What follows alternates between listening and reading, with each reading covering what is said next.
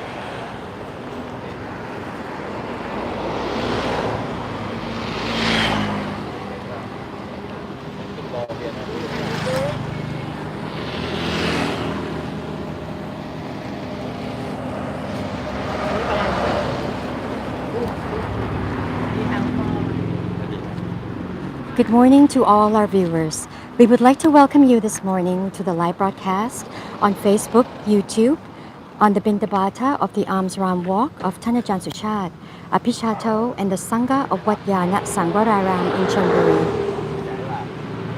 Our live broadcast this morning is being done in English, and we hope that some of our audiences will find this information useful.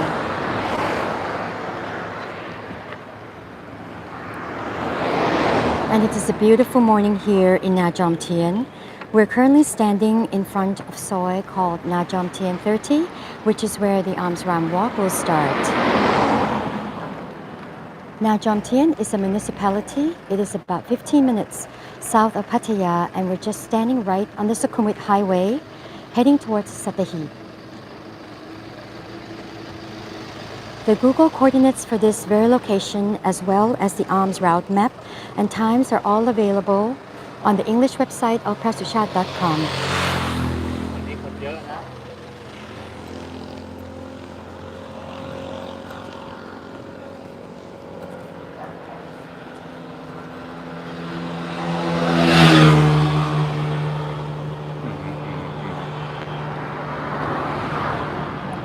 And as you can see, there are many lay Buddhists here gathering, waiting in anticipation to make offerings and to start their days with making merit.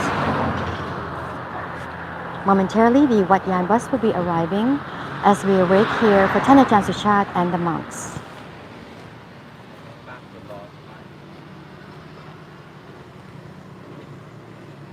And good morning to everyone again. We are now broadcasting live the Pindapata, which is the Ram Walk of Ajahn Suchart, Abhijāto, and the Sangha of Wat Yannasangwararam in Chonburi.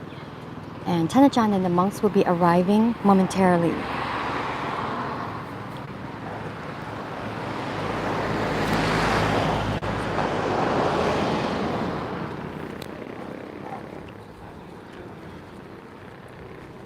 We can see the bus approaching to the starting location for giving alms. The bus has just arrived.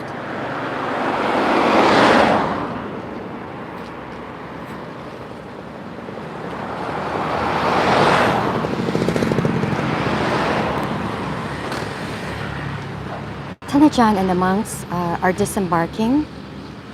The alms bowl is prepared, and the walk is going to start immediately.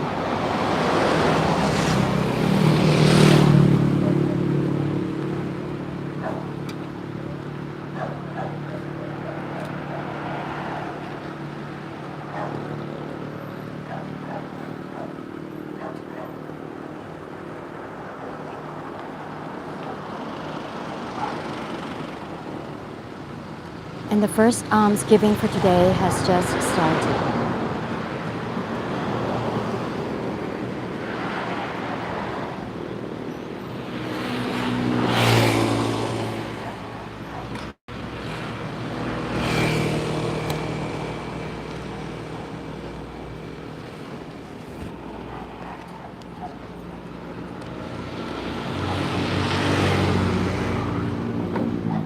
monks leave the temple at sunrise when the sky starts to break dawn, and that time can vary throughout the year. But generally here in Ba Nam Pheur, the starting time ranges from 5:30 to 6 a.m. For those of you who plan to come, you can check these times. The Pindapata walk will be about 1.4 kilometer, and on a regular day, it can take about 40 to 50 minutes. But on weekends or special religious holidays, this can take up to 1.5 to 2 hours. In the past New Year holiday recently, there were over 1,000 people lined up on this small beach road to offer alms.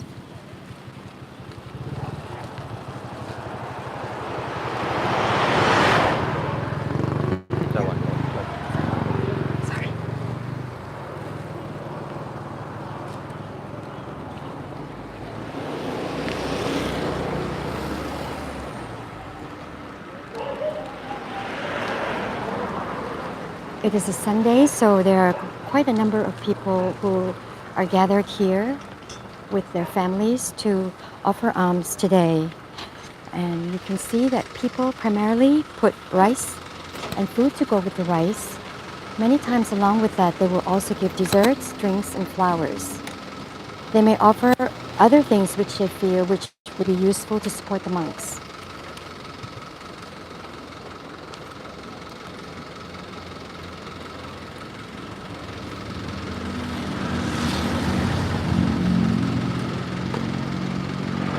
Good morning to everyone again. For those of you who are joining us right now, we are broadcasting live the Pindapata, which is the alms round walk of Ajahn Suchart, Abhijāto, and the monks from Wat Yannasangwararam in Chonburi.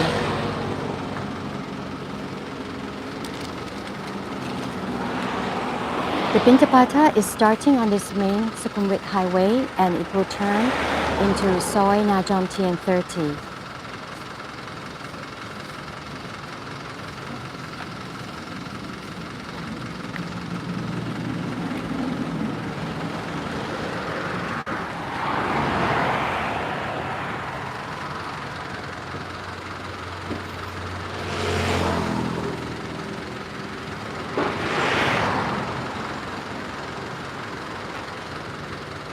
The walk will be about 1.4 kilometer and generally will take about 40 to 50 minutes.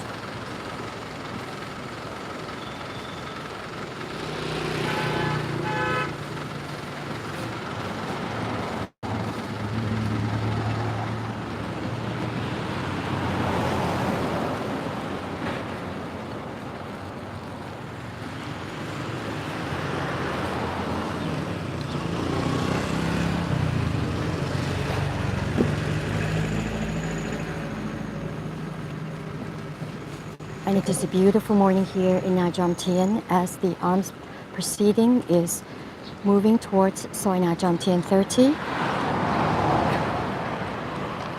As many lay people gather to make their offerings this morning.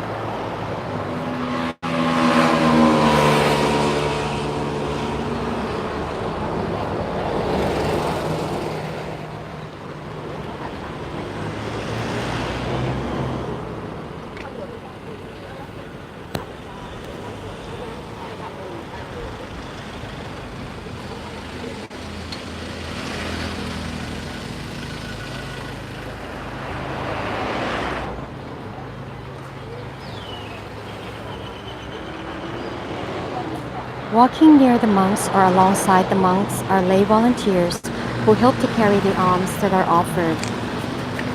The amount of alms can be quite considerable, so volunteers assist in taking the offerings from the alms bowl and put them into the bus to return to the temple. You can see that some volunteers are dressed in white and some are in plain clothes.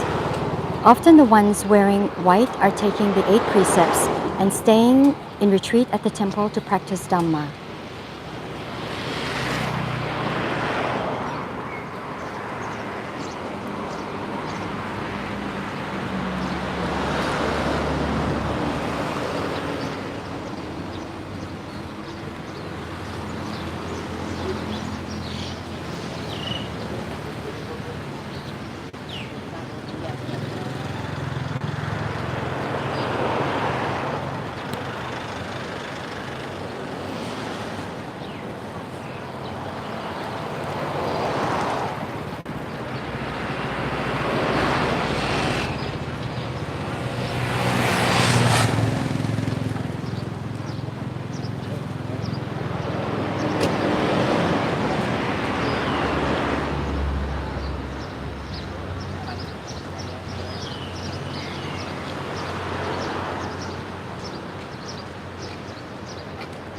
The Pindapata walk is about to turn left into Soi Na Jom Tien, which will be a small beach road.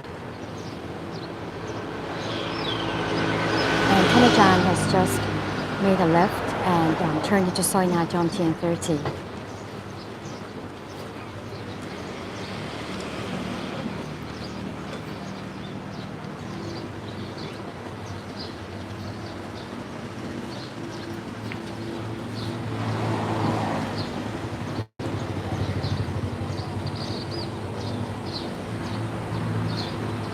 The lay people who come to offer alms here comes from all walk of life. Many are local, while some are from Bangkok, other provinces around the country, as well as from overseas.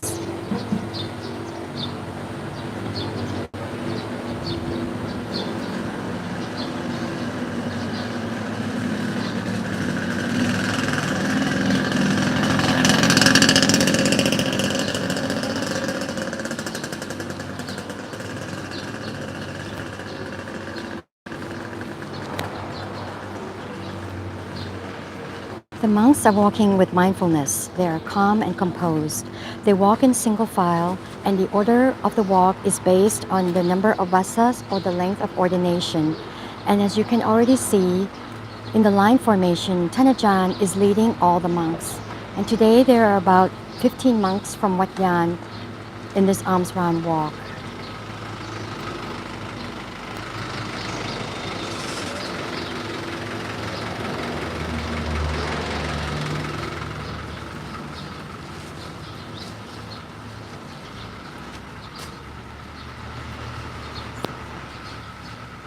Wat Yannasangwararam, Wat Yan for short, as many of you may already know, is where Thanajan Suchart currently resides. It is about 15 minutes by car from here.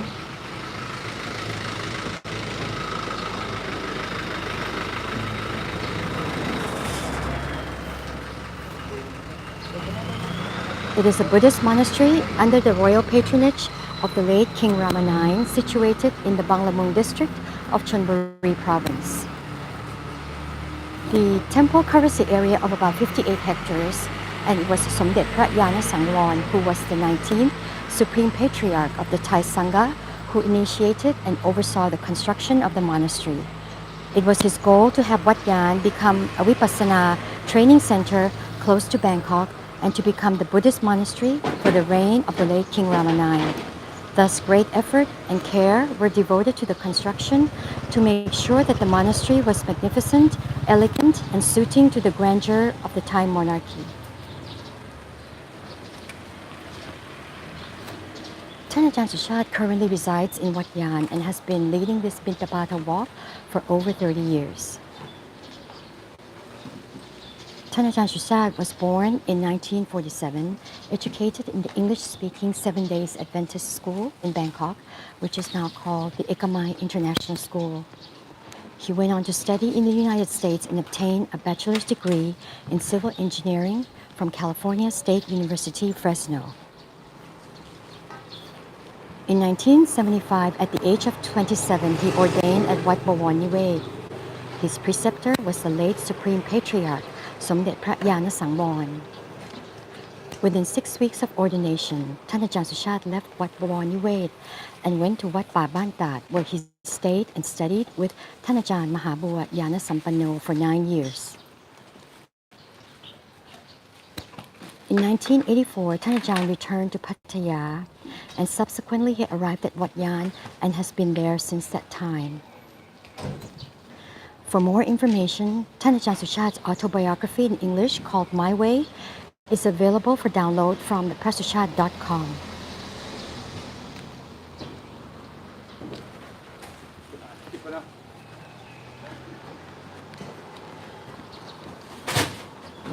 There is a mutual and beneficial relationship which exists between the Sangha and the lay communities. By collecting the alms, the monk make it possible for the lay people to make merit for themselves. This act of giving and sharing is called dana, and it is an important virtue. From one of Thanajan's books called Inspiring Dhamma, Thanajan taught about the act of giving dana as follows. Making punya, merit, and dana, giving, is a way of letting go of your attachment to money and possessions. As you keep making merit and giving, happiness will arise in your heart from having let go of your money and possessions. You will see that there is another kind of happiness, one that comes from giving, not from gaining. This kind of happiness is more profound than happiness you get from any gain.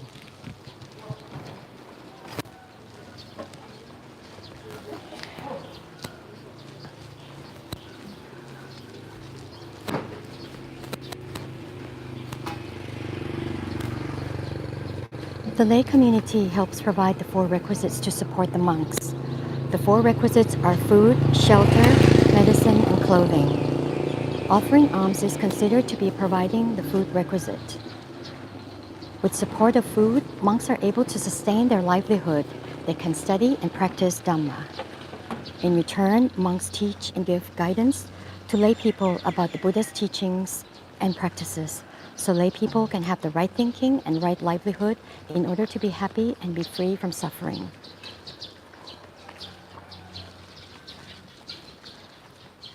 The Buddha regarded Pindapata to be an essential, an important, and a significant duty for the monks. The Buddha had 5 routines which he performed daily. 4 of them involved teaching Dhamma to different groups. The 5th one involved him going on alms round every morning. Instruction about Pindapata are given to all bhikkhus in every ordination. And Pindapata is something that the Buddha kept doing until his last day, which is the day of his paranibbana. An excerpt from the book Patipata, which is the Venerable Ajahn Path of Practice, written by Ajahn Wat Yannasangwararam, translated by Ajahn Panyavato, describes Pindapata as follows. The regular routine of Pindapata is a duty which gives peace and happiness of heart to those who practice it. This means, firstly, that when one is walking in these places where there are houses and where people live together, and also when one is going to and coming from such places, one is striving for one's own development with oneself all the time, which is the same sort of thing as walking jangama at the place where one is staying. Secondly, it is a change of body posture and activity for the time when one is going Pindapata. Thirdly, for those who are in the process of developing wisdom all the time, while walking on Pindapata, they may at times see or hear various things that are passing by and which enter and stimulate the door of their senses. These are things which can promote wisdom, by which they can take hold of and often gain value from it. Fourthly, to overcome laziness, which is an inherent characteristic of human beings who only like to get results but are lazy about doing those causal actions without which the results will not come. Fifthly, to overcome conceit, which makes one believe that one is a high and important person whose family is long established in the upper class, wealthy and opulent in all ways. So one dislikes the way of Pindapata, which virtually turns one into a beggar. To summarize, Pindapata gives peace and happiness to the hearts. It is a change of bodily posture. It promotes wisdom and overcomes laziness and conceit.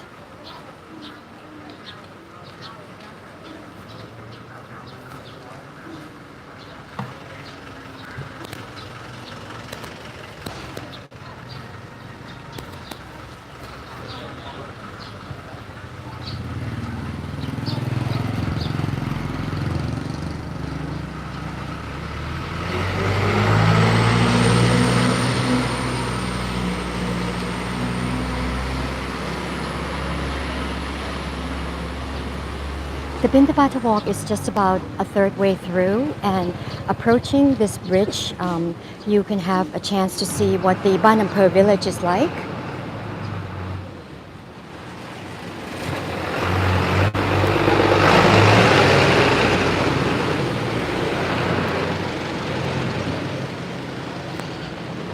There is a small channel of water leading to the beach and the sea, which is a part of the Gulf of Thailand.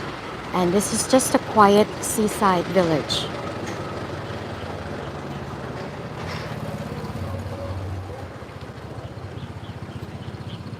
beautiful and serene. People will come out of their houses. In this fishing village, people own small local shops, restaurants, and further down the street there is a fresh market. And those who come from elsewhere will stop and park their cars along the street and give alms.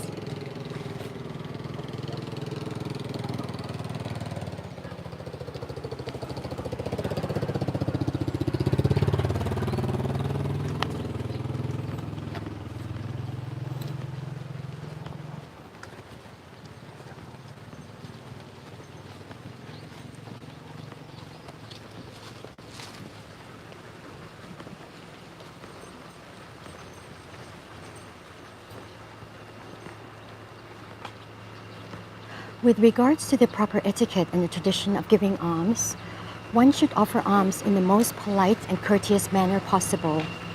Because the monks are walking in bare feet, lay people giving alms should also be in bare feet.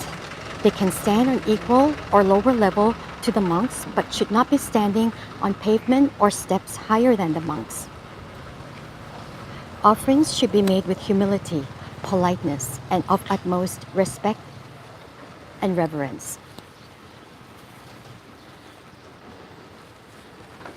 Often we see people raise their offerings to their foreheads and make a determination that the merit they gain from giving will help bring about material or immaterial gain, whether it's wealth, health, or progress on the path to awakening. After giving the offering, people will often dedicate the merit from the act of giving towards a deceased relative or friend, with the hope that the deceased can rejoice in the act of giving and thereby gain merit themselves. We are seeing quite a number of people doing this morning.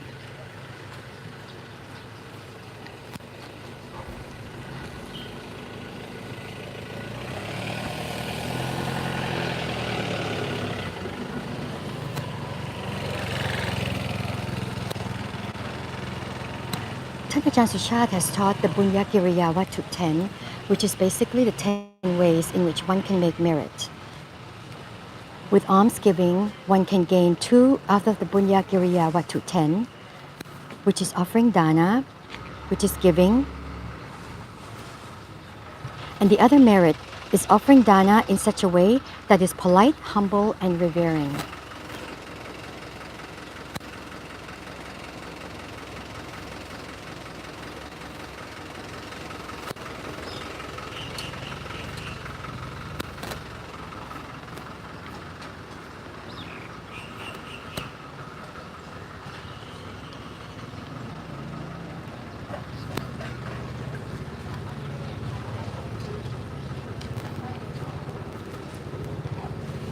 In terms of the food that the monks collect, Ajahn explained how monks should contemplate on what has been offered to them. Eat to live and not live to eat is an excerpt translated from Ajahn Suchart's Thai publication called Sit Mi Kru, and it reads as follows. A monk cannot choose his food. It all depends on what the lay people offer. If a monk happens to be in a scarce area where people don't have much to offer, the food will unlikely be to his liking. But he has to train himself to stomach it. He has to think that all the ingested food will end up in the stomach anyway, so he might as well mix them all in an alms bowl now. He should put all the different kinds of food he gets into the bowl and mix them all together, whether they're savory, sweets, fruits, desserts, curries, and soups. Just mix them well together, just like you would to feed dogs. It will be full of flavors, sweet and savory. If you manage to eat your meals in such a way, your mind will not be preoccupied with food. Keep in mind that food is just food, no matter how refined or unrefined it may be. It all serves the same purpose, that is, to sustain the body by putting away our hunger and keeping us from sickness. It gives us strength and energy to keep up with our meditation practice, and this is more than enough.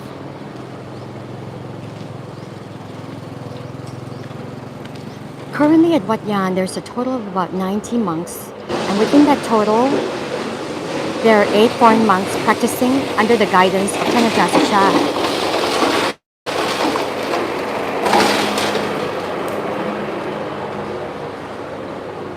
Their vasas range from 15 years to a newly ordained monk just about a month ago. There are 3 Americans, 1 Romanian, 1 British, 1 Australian, and 2 Singaporeans. Prior to being ordained, many of them had careers in different industries. For example, they were in high-tech industry in the Silicon Valley, working in companies such as Google and Facebook, while others were from accounting, engineering, or the military backgrounds. Foreigners aspiring to be monks have to become an 8-precept trainee for a year to see if they can fit in the Sangha and accept the monastic discipline and routine.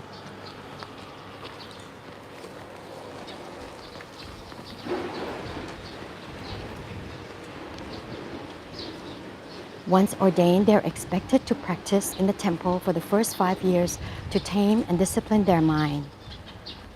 Ajahn expects monks training under him to strive with their meditation, be independent, self-motivated, respectful, and contribute to the monastic daily chore, just as in the forest tradition.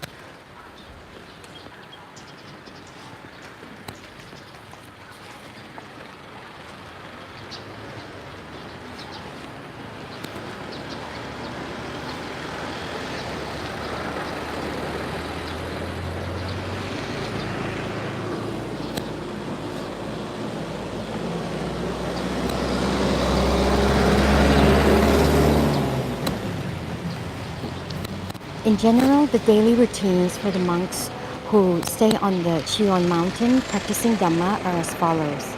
At 3:45 a.m., it is wake up and wash up time. At 4 a.m., it is a 1-hour walk from the Sala from Chion mountain to the Sala in Wat Yan. At 6 a.m., there's morning's alms round, followed by eating in the Sala, cleaning the Sala, and alms bowl.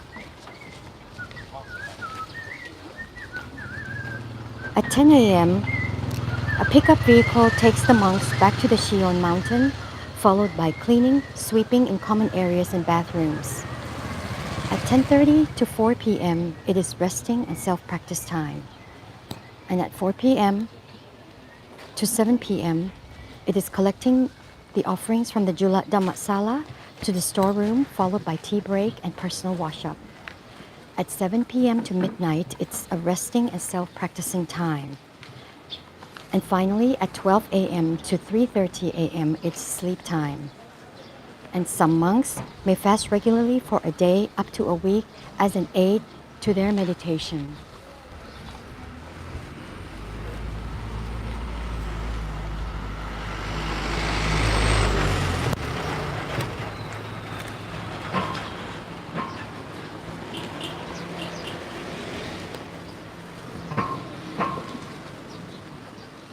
And we can see more and more lay people gathering to give alms with cheerful expressions this morning.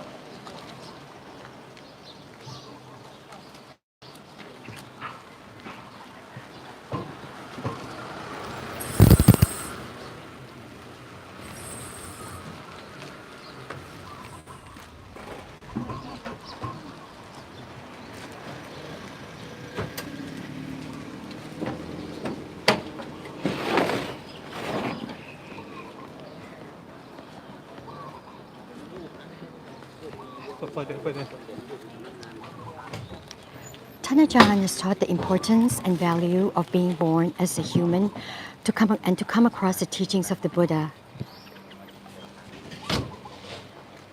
In an excerpt from Ajahn's book called Against the Defilements, he explained this as follows.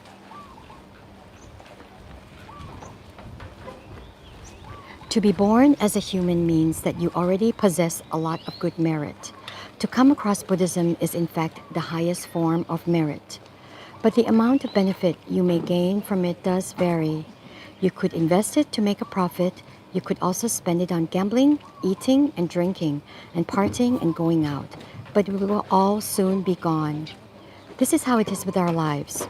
If you live just to indulge in sensual pleasures, the past merit that you accumulated will soon be gone.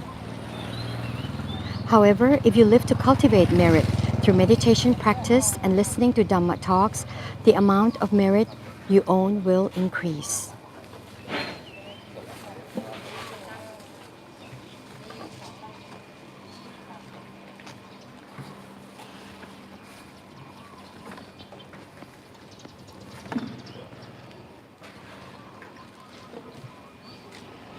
At this particular section of the Pindapata seems to be a great number of people stopping and giving the alms.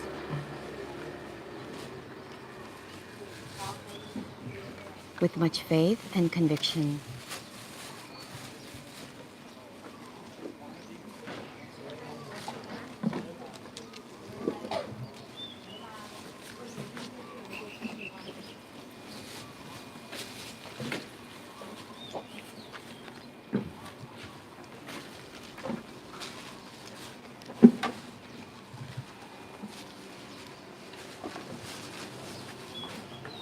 And it is also wonderful to see some of our foreign visitors or foreigners living in Thailand to come and give alms and have faith in Buddhism.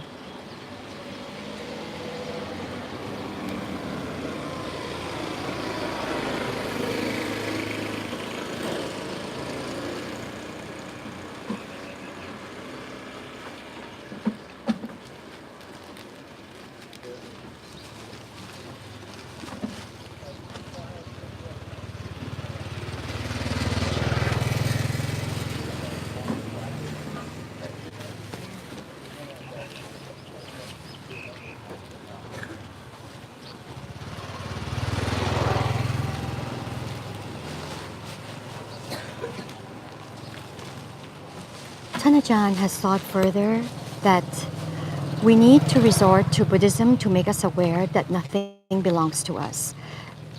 Even our own physical bodies are not ours. One day, they too will return to the original elements of earth, water, wind, and fire. In the end, your body will disintegrate into earth, water, wind, and fire. But for now, you can still make use of it in two ways, worldly and Dhamma. If you're lucky enough to come across Buddhism, then you can make use of your body in a Dhamma way, liberating your mind and ending the endless cycle of rebirth and death. If you haven't come across Buddhism, then you'd only be able to make use of your body in a worldly way, which is seeking worldly pleasures through it.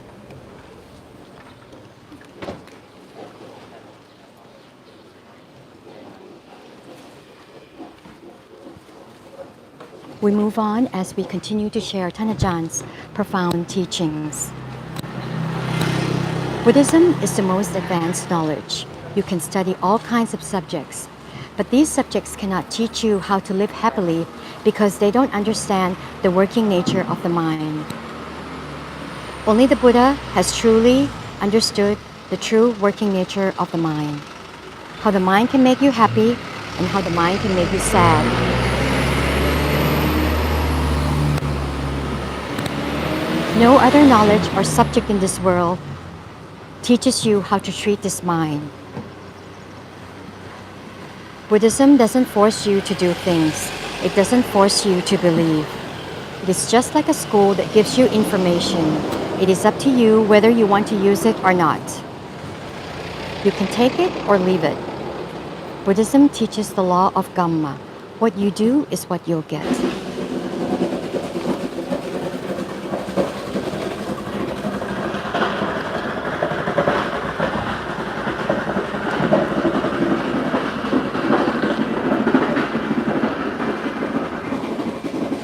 The most important thing in our lives is to care for our minds. If we care for our minds, we will reap the result, the very result that the Buddha and his noble disciples reaped.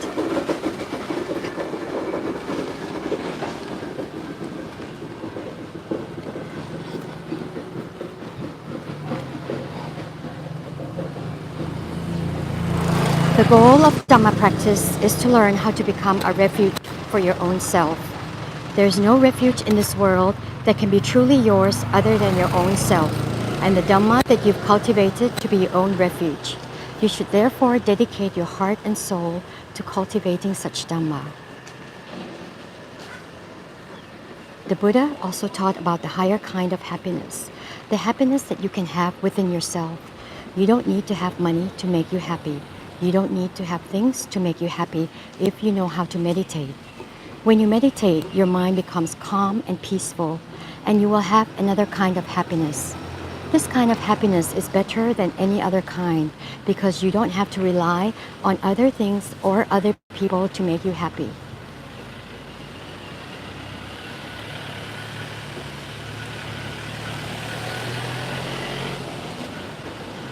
Buddhism just tells you how to do good Dhamma and how to prevent bad Dhamma, but you are the one who has to decide whether you want to do it or not.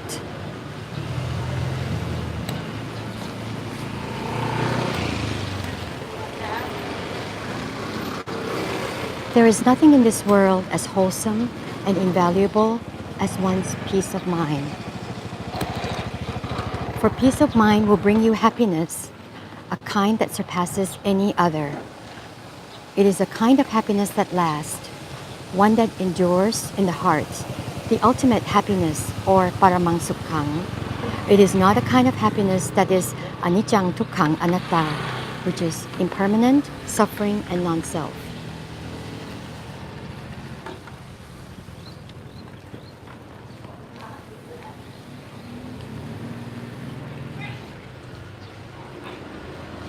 Giving, keeping precepts, chanting, sitting in meditation, and cultivating wisdom through study are all means you can apply to resolve issues in your heart and mind.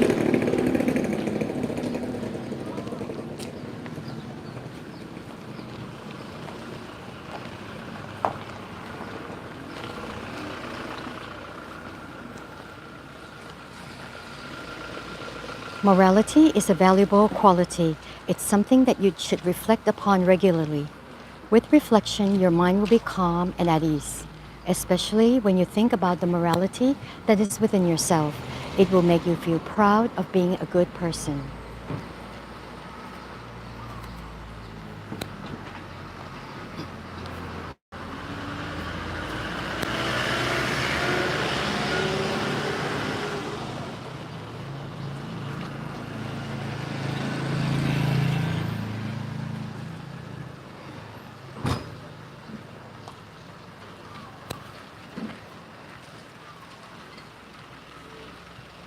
Mental cultivation or meditation practice is to establish and maintain a state of happiness at all times, no matter what happens to your body.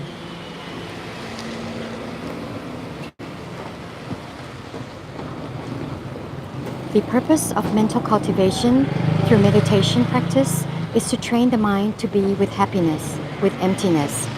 That is, so that there's no need to rely on anything else for happiness because the mind is already content in itself.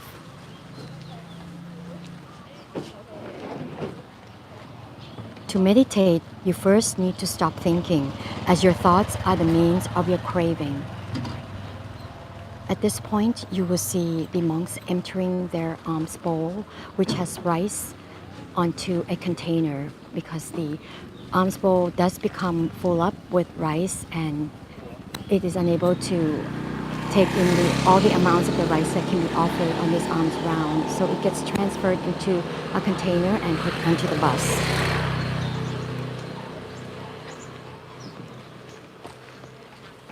All the feelings and emotions come from our own craving. Not having our wishes fulfilled will leave us angry and upset. To see that craving is what causes us to suffer is called wisdom.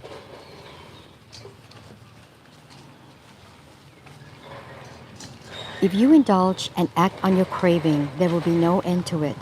It will only keep on multiplying.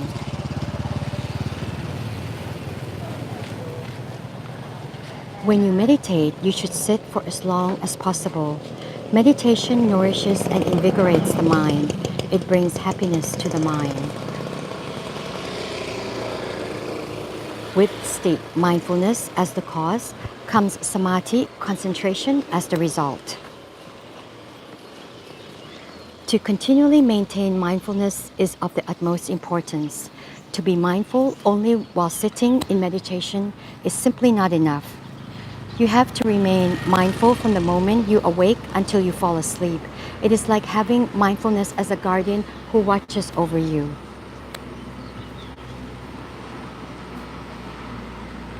The quotes and the teachings which were just shared were all from transcribed talks of Ajahn Suchart's Mountain Dhamma talks.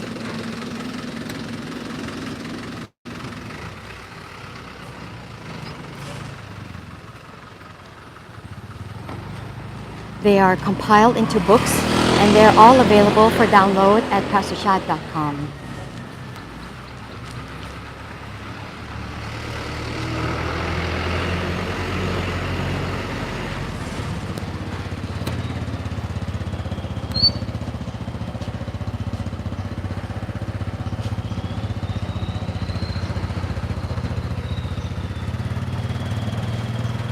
Listening to Dhamma is also one of the Punya Giriya Vatu 10. The Kruba Ajahns have taught that there are 5 benefits or rewards associating with listening to Dhamma. 1. One hears what one has not heard before. 2. One clarifies what one has heard before. 3. One gets rid of doubt. 4. One's views are made straight. And finally 5. One's mind grows serene. Ajahn Suchart gives Dhamma talk from 2 to 4 p.m. every day, Thailand time, at the Julat Dhamma Sala in Chion Mountain. This Mountain Dhamma talk is broadcast live on Facebook, YouTube, and radio online every day. The session is divided into 2 parts. Ajahn will give a Dhamma talk from 2 to 3 p.m., which is the first part. The second part is a question and answer session, which generally lasts from 3 to 3:45 p.m. The listening audience is able to send in questions for which the questions are read to and answered by Ajahn right away. The Mountain Dhamma talk reaches a wide variety of audience.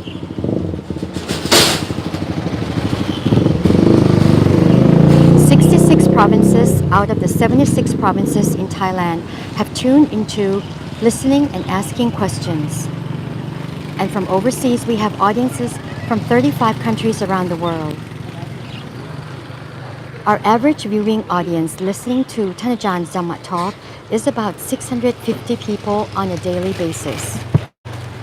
And for international viewers who are unable to tune into the live broadcast time to ask questions, you can send in your English questions to the website of suchart.com. The questions are then gathered and read to Ajahn for an English live broadcast once a month. Once the session is finished, it will be posted in Ajahn's YouTube channel called Dhamma in English. So please be encouraged to take the opportunity to send in your questions. The walk is now about 2/3 of the way through.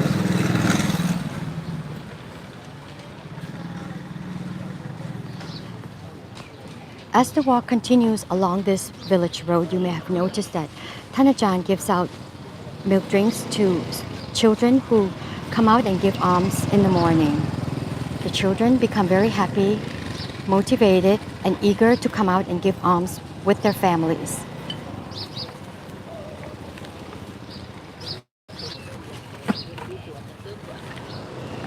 It is a natural way of habit building, a way to inspire and motivate these young children. We have actually spoken to a family with a young daughter who's been living in this Banamplo village all their lives. This little girl has given alms almost every day here. She started when she was 3 years old, and now she's 16 years old young lady and still giving alms every morning.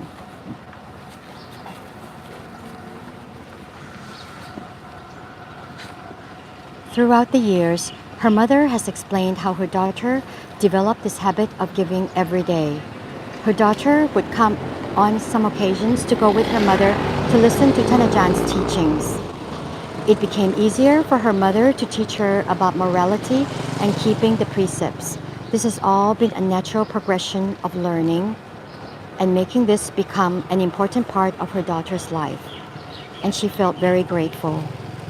Ajahn will also sometimes ask English questions to the children, engaging them to be interested while they have a chance to practice speaking English sentences.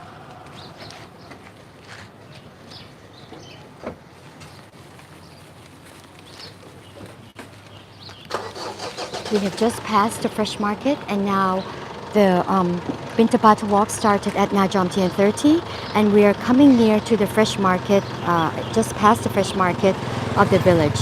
And we are emerging at the end of Soi Najom Tien 28, where the monks will walk up towards the Banampo three-way intersection, which is where the Pindapata will end. There will be more people gathering at this last point to make their offerings before Ajahn gets on the bus to return to the temple.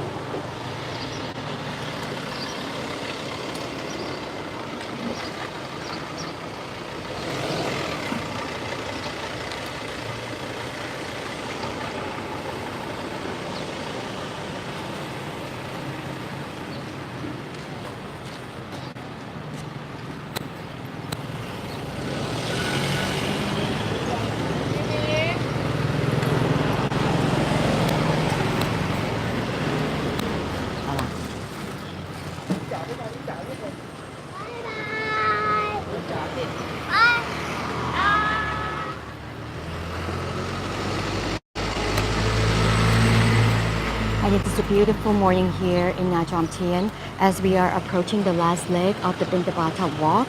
There are still lay people of faith and conviction who are still lining up to make alms.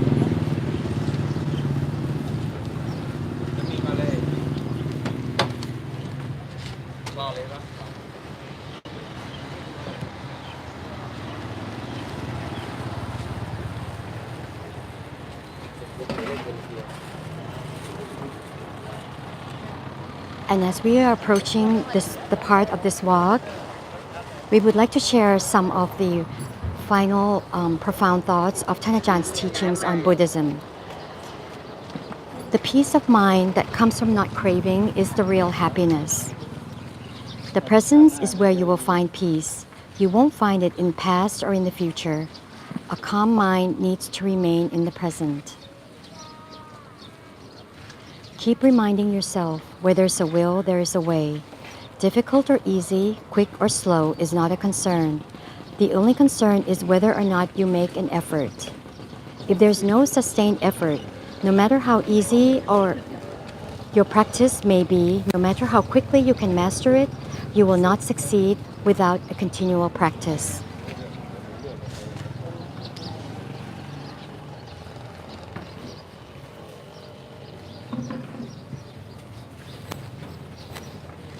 May you all have faith and confidence in the teachings of the Buddha and his noble disciples. Put them into practice at your own pace, according to your conviction and wisdom. Don't be discouraged. Don't compare yourself to others. Just keep doing whatever you can. Other people's progress doesn't concern you.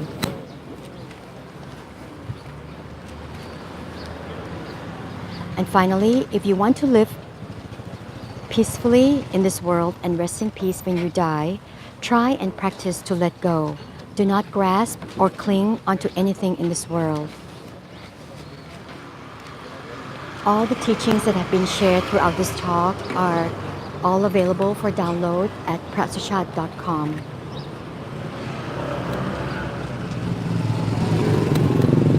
And you can see young children still giving alms, coming out with their parents on this Sunday morning.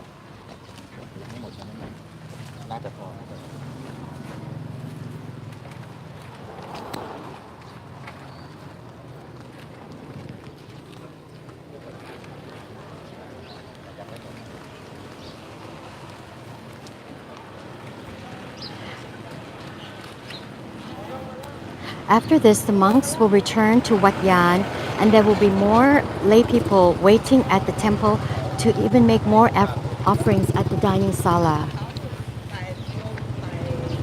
เขาเร็วๆที่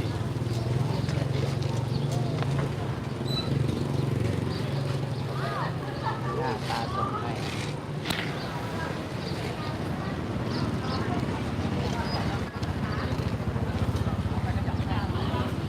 And you can see the little boy receiving a milk drink from Ajahn. And as more people continue to make their offerings this morning, we are broadcasting live from Na Jom Tien 28, which is the Ban Ampur three-way intersection, where the Pindapata of Ajahn Suchart, Abhijāto, and the Sangha of Wat Yannasangwararam will be ending here. But there are still quite a number of people waiting at the intersection to make their offerings.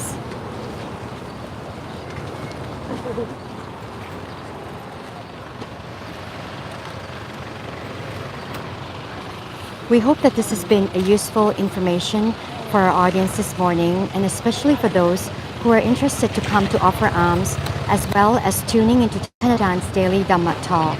These activities are happening every day. Our next Pindapata live broadcast will be on the 16th of June. This will be a Thai broadcast on the Asaraha Busha Day.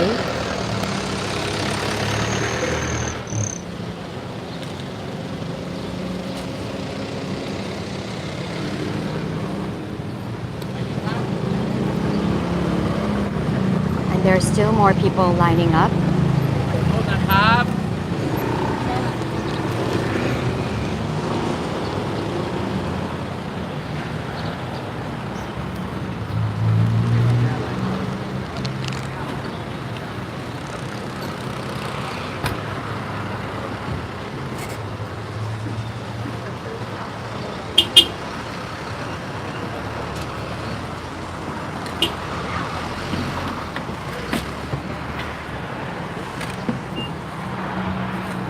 It is a little bit busy at this intersection as people are trying to catch the opportunity to give alms to Ajahn before Ajahn gets on the bus to return to the temple.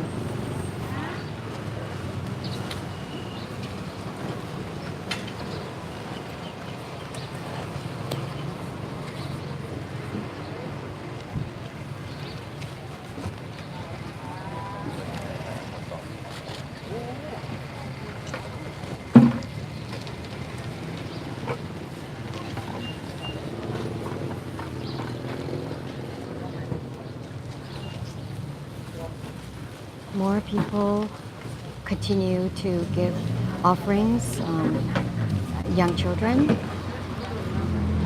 and more families are gathered here to make this merit this morning. And this is how they learn the act of giving and to share, which is a very important virtue to start at this age.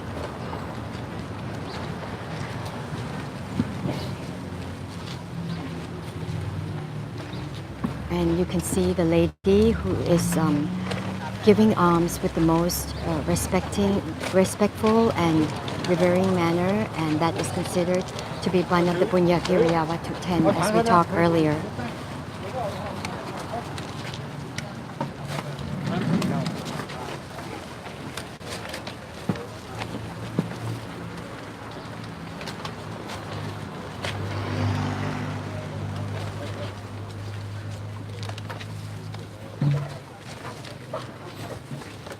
On behalf of the live broadcast team, we would like to thank you very much for joining us this morning. If you have any questions or comments, please do send them in during the live broadcast time or to Ajahn Suchart's website.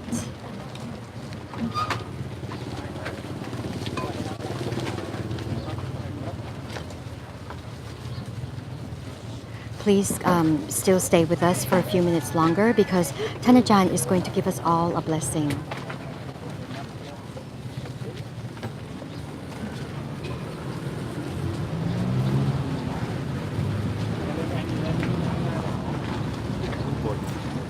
ไปทางนู้นเลยไป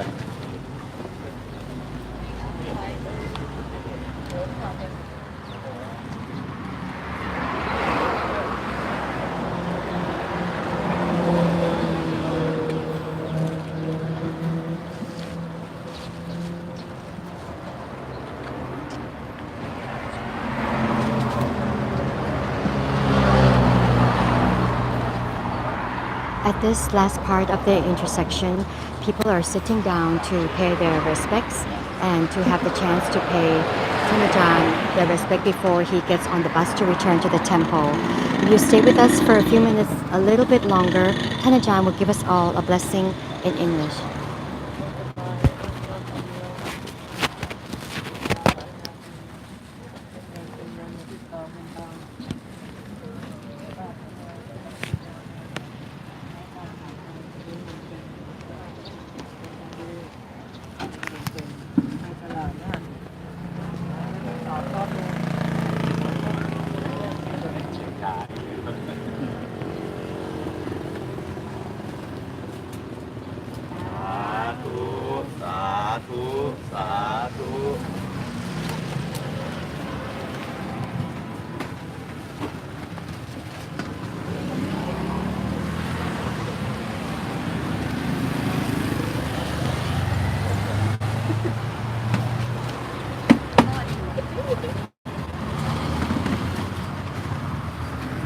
English ครับ May you all be well and happy and advance to the path of enlightenment.